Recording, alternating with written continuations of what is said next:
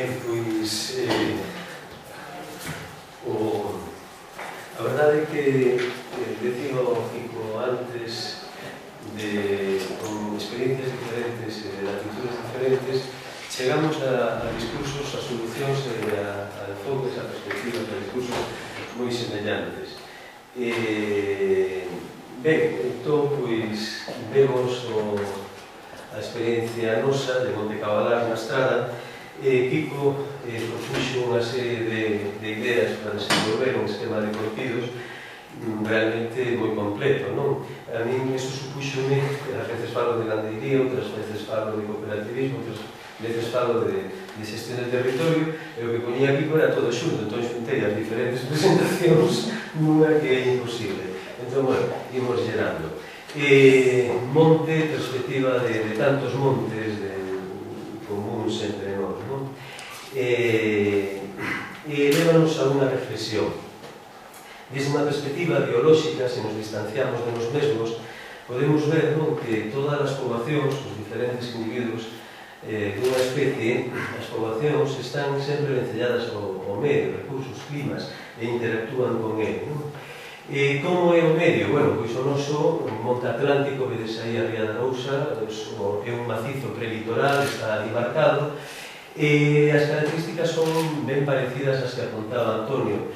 En todo caso, pois, non é moita altitude, temos unha boa pluviometría, que visto, por exemplo, pois, desde a Meseta ou desde o Mediterráneo, din que é unha maravilla, e é ou tamén dá problemas. Unha temperatura media excelente, temos, claro, un macizo prelitoral, pois un réxime de ventos importante, e temos tamén esa pluviometría, significa moitas horas no ano de choiva, de humidades moi elevadas, que co factor vento nos levan a falar da sensación térmica. Normalmente non se incluía nas valoracións, collías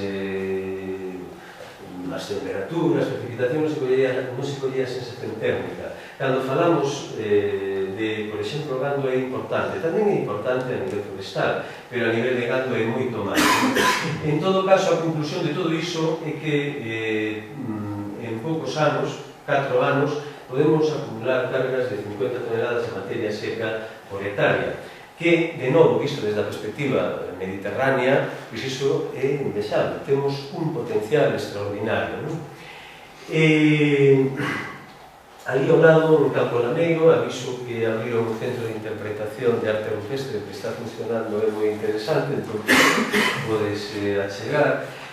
Aparecen estes petroglifos que mostran escenas de equitación. Son moi interesantes porque desde logo xa nos demostran que máis ou menos hai sobre 5.000 anos xa tiñamos unha capacidade grande de dominar o medio, non?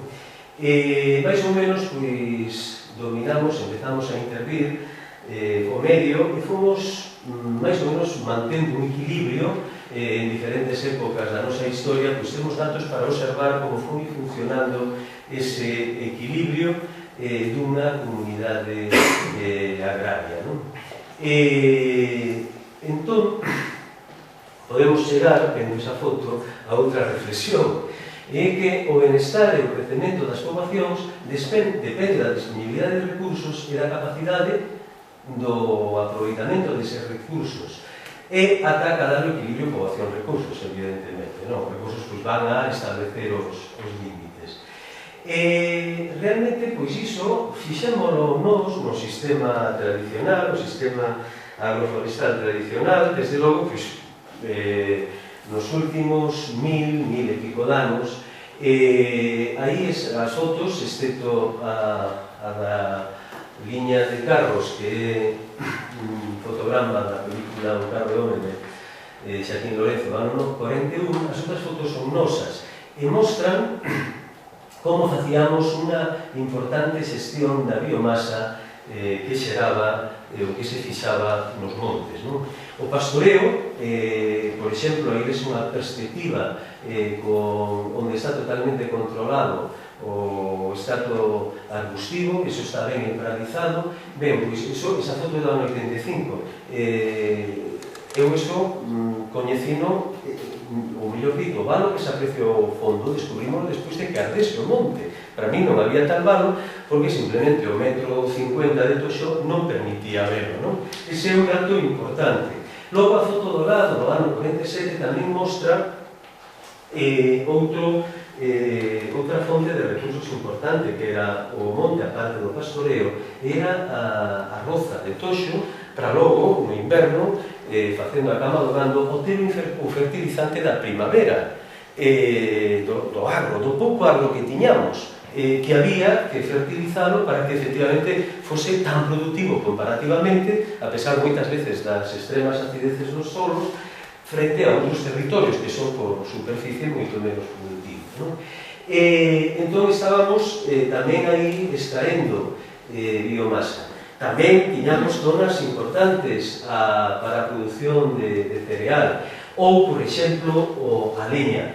As mellores ladeiras, as orientadas ao nacente, con uns crecementos extraordinarios, o toxo deixábase aí a 8 anos, sacaban o mellor combustible para os fornos, cando se cocía o pan. Entón, todo iso dá unha idea de como nos xestionábamos, mantiñamos un equilibrio, porque xusto era co que a nosa poboación, e agora case mellor empezar a ver a poboación como o expresaba Antonio, xa como os individuos dunha especie, senón as nosas poboacións tradicionais, as nosas aldeas.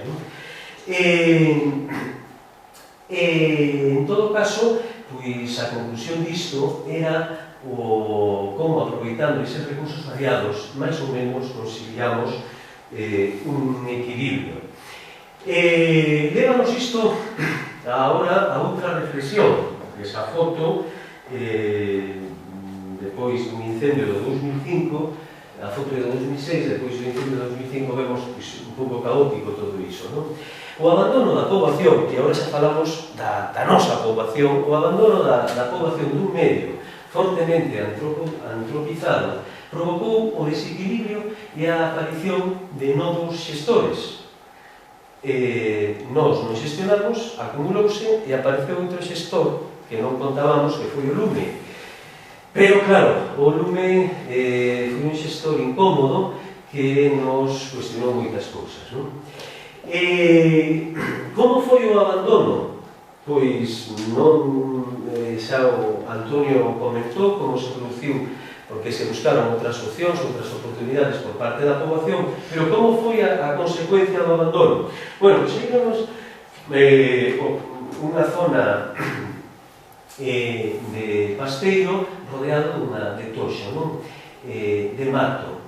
Mais ou menos, pois, pode dar unha idea do que comentaba antes. Facemos e rozamos e imos sacando. Pero iso é unha casualidade, porque realmente esta é a foto. O nivel freático moi elevado nese punto, nesa pequeniña chan, non permiteu que o toxo completase o 100% da superficie. O resto do monte é unha comunidade continua de toxo. Esa é a consecuencia do abandono. Hai xente maior, unha vez que nos empezamos a meternos con este tema, que nos lembra ladeiras enteiras máis ou menos parecidas ao que é ese pasteiro, onde a excepción eran certas matas, porque había uns penediños, ou porque había máis pendente, certas pequenas matogueiras de toxo, uns ferrados, un ferrado, uns cuantos ferrados, como se fosen unhas cuantas hectáreas, pequenos enclaves. En todo caso, hoxe a excepción é ese pequeniño pasteiro que aparecía aí. O abandono, evidentemente, foi primeiro das zonas máis altas, eran as que era máis difícil acceder, levaba máis tempo e, ademais, a produción era menor. Logo, tamén mantiveronse os enclaves boscosos dos agros, mantiveronse as ladeiras máis próximas ás aldeas, pero tamén chegou o abandono.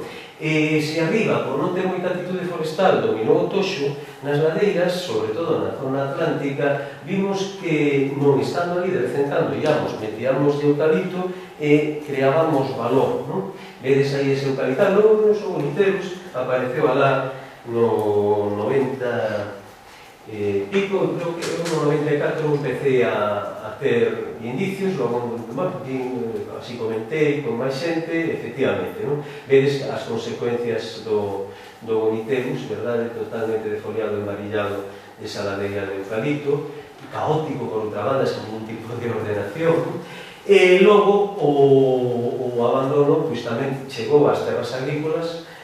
Forestamos as terras agrícolas a partir dos 90 porque era unha maneira de crear patrimonio, porque xa estábamos, non vivíamos ali, éramos absentistas, e entón vimos esa opción, subvencionárnosla e metemos o lume nas casas. A foto é do 2006, non vedes o eucaliptal que chega a casa. Isto levou o ciclo do lume, que xa está tamén moi sabido, moi conocido, non? En todo caso, un ciclo pois que aquí nos, máis ou menos, tiñámoslo cada 4 ou 5 anos, non? Tamén, evidentemente, pois unha evolución na paisaxe, máis ou menos unha paisaxe, esa paisaxe de mosaico que tanto caracterizaba, non? Que ainda podíamos observar perfectamente nos 80, todo vai pasando a paisaxe abandono, a volume ou a da destrucción. En todo caso, é unha teima que empecé a coller hai un tempo e é de ver o noso lume nunha dimensión global, a globalización do lume. Porque este mapa, collo azar sempre, pois un de agosto, a meados de agosto, este mapa mostranos que o problema do lume non o temos nos únicamente, non? Está nas zonas templadas, está o Mediterráneo, está tamén o Atlántico, o monte Mediterráneo, o monte Atlántico, e logo está, evidentemente, pois, a selva tropical. Está Latinoamérica, Centroamérica, ainda que neste caso México salvouse algo. E logo sempre collo a do día anterior a vir a charla, pero onte non había máis que un lume no norte de Portugal. Entón deixei e collín a do 31 e 1 de abril, que é cadra coas fragas do Eure. Entón vedes como volvemos a ter ali, a secuencia de lumes de marzo foi moi grande. Vedes como está o norte de Portugal, Galiza, Cantabria, Asturias, lembrades que as noticias eses días falaban tamén de Cantabria e Asturias, e volvemos a ver o que está sucedendo Centroamérica, Sudamérica, África, Oceanía, Sudeste Asiático, de maneira que volvo a pensar nesa globalización do lume, non? Un planeta, xogando aí ca composición dunha foto, unha composición simétrica ca mesma foto, un planeta asimétrico que está indo a unha destrucción asimétrica, pero destruirse polos dous lados, non? Por unha banda, Europa, que subvenciona o abandono, subvenciona a non produción, ten o seu mercado, por suposto, ben abastecido, e parece, leva décadas, levamos 4 décadas metidos no ciclo do lume, non? A Europa mediterránea, por suposto, xa atlántica tamén. E pola outra banda están países en vías de desenvolvemento, países do terceiro mundo, que teñen neste momento unha forte presión deforestadora por intereses madeireiros, pero tamén por intereses gandeiros que está levando a degradación, a unha forte deforestación, degradación dos solos por sobreexplotación, acumulación de contaminantes, desertización, incendios, e ademais por encima teñen o seu mercado desabastecido, non? O que leva ao concepto da seguridade alimentar e da falta de desenvolvemento sustentable. Somos un pouco en ese sentido vítimas de como está ordenado o mercado mundial. Cal é o melocotón máis rico do mes de xaneiro? O melocotón en almíbar. Non ten sentido fretar un avión. A pegada de carbono que ten, Kiko, que falábamos da pegada de carbono, bestial. Aí sí que se dispara a pegada de carbono dos produtos. Fretar un avión para por, pois, que sei, a mesa de Chile, aquí, que tampouco é que axude maiormente o desenvolvemento da poboación chilena, ainda que tamén é certo que debe ser a que de latinoamericano debe ser a que está en peor situación, non? Entón, chegamos a outra reflexión que xa é proposta. O progreso ou evolución futura dependerá da capacidade de recuperar o equilibrio entre a xeración de recursos e o seu aproveitamento, que é un principio de sustentabilidade, non? Que define a ONU a partir da década dos 90, máis ou menos o ano 95. Xestión sustentable do monte. Pois ter capacidade de xestionar a biomasa no estrato arbustivo, o gran problema, como o que está destacado en negriña, o resto xa o deixamos, e recuperar sobre todo a multifuncionalidade, a complementariedade de usos que se daban no sistema tradicional. Como perfectamente simplificou no caso da Steve Antonio, non? Que é emocionante pois, ver como se chegan a esas conclusións semellantes. De alguna maneira, isto paso así moi rapidamente, o que corresponde a cada parte ten certo fundamento, eso collero dunha charla que hai moitos anos e teño escoitado a Antonio Rigueiro, e máis ou menos pois, busquemos aí como certo equilibrio no sistema tradicional entre o que pastoreo, a estación de compos, estrume, a parte forestal e outros. A situación actual, que non temos un cuarto productivo, eu teño convicción de que non é así, hai algo de gandería en algunhas zonas importante, hai menos forestal do que pensamos, e non hai moito máis. E logo que temos o tinglado do abandono do lume, con ademais unha importante reducción do uso social. Pero en todo caso é certo que ten un potencial que necesitamos. De novo volvendo á idea de poboación, de recursos, de sustentabilidade de futuro. Necesitamos volver a dimensionar. Creo que se poden dimensionar bastante o forestal e o pastoreo con apoio mutuo, como se poden dimensionar calquera outro. Iso, ademais, activará o uso social moito, que é algo que se pon sempre a maiores, non? Collemos para que quede bonito, falamos das externalidades positivas e xa está. E non descubrimos que non, que é moi importante. Primeiro vimos como os propietarios que levaban 40 anos en subiron, logo vimos como a población urbana da Estrada Liña, pero logo vimos pois, como eso se expandía e realiza unha importante función. E, bueno, xa non me meto nas outras que evidentemente necesitámolas tamén, porque van a estar na perspectiva do reequilibrio global, e agora xa non é local, senón de novo global, cando falamos do secuestro de carbono, do cambio climático, eses aspectos. O aproveitamento gandeiro, desde logo, en toda esa visión, pois para nós, e vou falar máis de gando que de outra cousa, é o paradigma da sustentabilidade. Xestión da biomasa arbustiva transformando enerxía solar en proteínas, é unha ecuación perfecta, sen custos de produción e sen consumo de enerxía no proceso de transformación. Pódense, por suposto, pode ser compatible en función dos manexos con outros aproveitamentos, co aproveitamento forestal, e debe serlo, así o foi tradicionalmente, íamos ao monte a rozar, a cortar leña, a buscar unha viga o que for, e mentres o gando que levaba o carro, o outro gando que levamos a apoio, estaban facendo ali, dicir, estábamos facendo o ciclo completo. En todo caso, tamén, pensando no futuro, ese gando extensivo, ese gando que ten que gestionar, ten que ir en termos da creación de explotacións gandeiras en extensivo, de algo que non temos cultura de extensivo, ou temos eses cabalos no monte en liberdade, que na estrada soa moito, xa cedo, ou senón non somos moi intensivo, faltanos efectivamente cultura de extensivo. E un país que ten tan pouca superficie agraria útil como a nós, un 20% cativo, temos aí un importante complemento que o foi sempre da superficie agraria, que o xestionamos e que nos debe dar un rendemento e que permite a creación dun sector importante, non? O dimensionamento dun sector atrofiado. En todo caso, unha explotación en extensivo significa moitas cousas, ten moitas vantaxes, e voume pa última. É, desde logo, un instrumento máis eficaz de gestión do territorio. Ben, falamos entón de gestión sustentable.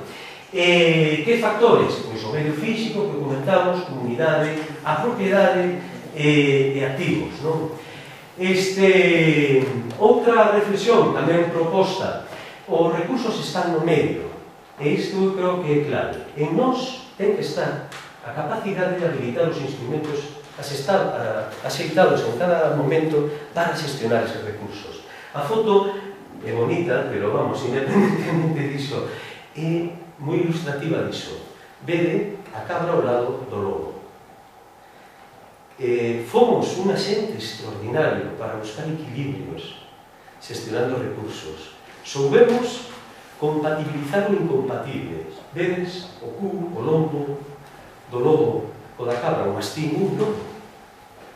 Por iso, apelando a esa habilidade que como especie tivemos sempre, debemos seguir tendo habilidade para buscar os instrumentos, as solucións, as fórmulas, os compromisos que en cada momento nos funcionen mellor.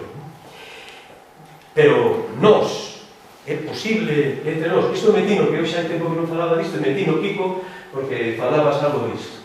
É posible cooperar entre nós, sabendo como somos. Bueno, pois, unha vez mandaron este correo. Quero que me digades un amigo, Xavier Simón, estivo aquí en Lugo. Entón, fixen unha pregunta a xente. Quero que me digades en que país imaginades que sucedeu unha experiencia que agrupou a propiedade de 400 propietarios para xestionar colectivamente 600 hectáreas de predominio forestal mediante unha estrategia multifuncional integral co predominio de gandería manexada mediante principios ecolóxicos. Resposta, non? Son xedo máis curiosas. Finlandia usa Francia. Cando o pasado venres les dixen que era unha estrada e les conté algúns dos detalles que coñecemos, estou seguro que serviu para desmitificar algúns tópicos e xerou reflexións por parte de algúns sobre a experiencia e a súa potencialidade transformada. Ben, pois esa é a cuestión. É posible pôr de acordo a case 1000 propietarios para agrupar nunha explotación unhas 3600 propiedades? Poden porse en termos de, falando de beiras, 330 galegos de acordo? Bueno, pois non o sei. En fin, un corro de un repando. Mentre non se coñecía o ciclo biolóxico dos fungos, e isto é total, moi recente, isto era tomado como algo máxico, non? Os corros de bruxas. Pois, eu creo que nos está pasando algo parecido. En calquer proxecto cooperativo tamén hai unha parte non visible, non tangible, e que, sen embargo, que permite a fórmula cooperativa, a cooperación. Deixámoslo establecendo esa mesma analoxía. O ciclo biolóxico dun fungo e o proceso social monte cabalá.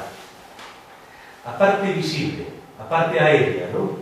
O cogumelo cartófono, a constitución da cooperativa, o proxecto, plantación, remedia extensiva, obras, traballadores, pataplín, pataplán. E agora, a parte non visible, as cifras, o micelio, o capital social, o capital humano, as oportunidades, as estruturas de oportunidades que visualizan as familias, que visualiza a comunidade e que permite que se establecen fórmulas de cooperación. Ben, pois, capital social e capital humano. Deixámoslo aquí. Este estratificado a 3 niveis. Volvemos ao medio e aos recursos. O noso era un monte xestionado un banco común. A partir de 1880 empezou un proceso de partición, de parcelación dese monte que rematou en 1920. Pasamos entón de xestionar o banco común a que cada quen xestionou a parcela que lle correspondeu no proceso de partición. En todo caso, o proceso de partición coincide cronolóxicamente, non lle dediquei máis atención, pero está claro, e non ten outra interpretación, que coa culminación das diferentes loitas que se acumulan ao longo do XIX, das diferentes revoltas campesiñas do XIX, na fase final, na loita polo acceso á plena propiedade da terra redimindo o sistema foral e partindo o comunal. Estamos nun esquema puramente liberal. Redimir do sistema foral, accedendo ao labrego plenamente, acabou, a redención foi non a través da abolición do foro, senón maioritariamente foi pagando, e partindo o comunal, a propiedade xermánica. Entón chegamos a este outro nivel. Por iso decía 3 niveis. Este sería o segundo. A xestión particular. O parcelario é bastante máis exagerado que o de Antonio, porque é moito menos a superficie, 600 hectáreas contra as 1000 de Antonio, pero son sobre 3000 e pico propiedades. Iso dá idea da actualmente da imposibilidade de afrontar nada aí, partindo da propiedade de cada propietario. En todo caso, por que se fixo?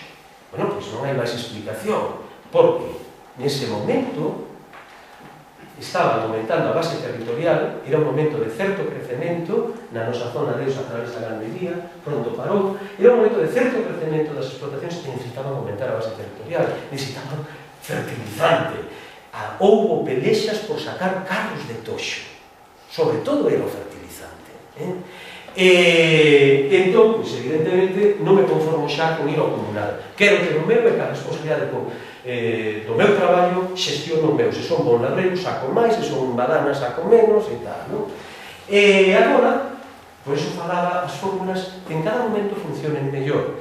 Aquí debeulles funcionar así. E total, o proceso de partición, como moito, foron 3 xeracións as que puderon xestionar medianamente isto, porque logo xa veu tamén o abandono. E entón chegamos á actualidade. E a actualidade impóndola, pois, claro, xa unha ortofoto, porque ese monte abandonado e inexpugnable non nos permite identificar máis xa que unha comunidade de 600 hectáreas e o que hai polos arredores de toxo, non de carga incendiaria. Entón aquí é onde empeza o noso proceso, igual que un proceso de partición, o noso proceso no ano 2006, que é un proceso de novo de buscar unha fórmula de xestión conxunta. É dicir, volvemos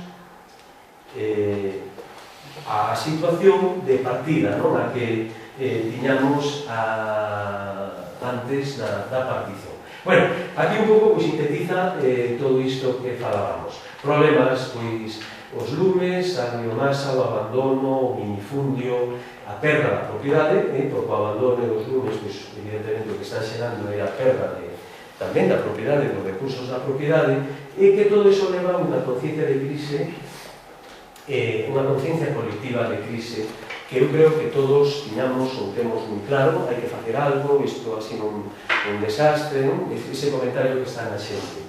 Entón, aquí agora aparece en verde, digamos, a parte positiva, a comunidade que é capaz de reflexionar sobre a situación que está vivindo, esa situación de crise, ten capital social que lle permite cooperar, hai marcadores dese capital social, pois as comisións de festas, os compromisos para arranxar un camiño, é dicir, hai capital social da comunidade, o que saíse, que funcionase o noso proxecto, pois é un medidor de capital social, creo que moito máis serio que o que empregan, por exemplo, moitos sociólogos en Europa, pois adhesións a clubs de fútbol, asociacións de pais, son medidores que se toman para establecer os graus de confianza, de compromiso, de corresponsabilidade. Eu creo que é bastante máis serio o que funciona neste caso, de maneira que teríamos ese capital social, hai capital humano, eso abre a cooperación, o empoderamento da comunidade, a toma de decisións, ou a toma de poder da comunidade. Hai un contexto que no marco institucional, político-institucional, que é o que en sociologia se chama oportunidade política, que neste momento abre a posibilidade, hai expectativas de que é necesario un cambio, de que se realice un cambio, e logo tamén a comunidade visualiza un conxunto de oportunidades para, digamos, o propietario máis enfermizo, o concepto de ese de individualista posesivo, o individualismo posesivo, pois ve que pode recuperar unha propiedade perdida. Para o ecologista, pois ve que pode intervir sobre o tema dos incendios, de diversificar biodiversidade. Para o productivista, que era o meu caso, daba igual unha propiedade ou outra, ou de aquí ou de lá, o que me puña, o que non daba comprendido era o ciclo no que estábamos metido e a falta de xestión ou de aproveitamento dese recurso. É dicir, que eran moitas as perspectivas para o cazador, porque sabe que no momento en que o monte se abre, pois ten moitas máis capacidades de éxito a caza, non? Que eran diferentes as oportunidades que coincidían aquí. De maneira que iso nos leva a establecer o modelo cooperativo e a unidade de xestión silvopastoral. non? E dicir, independentemente das propiedades, que non se perda a propiedade, vais a establecer unha xestión conxunta, unha única explotación que é da cooperativa e na que cada quen participa en función das achegas de terra, de propiedade ou en función tamén do capital, porque todo isto hai que capitalizarlo, lógicamente, non?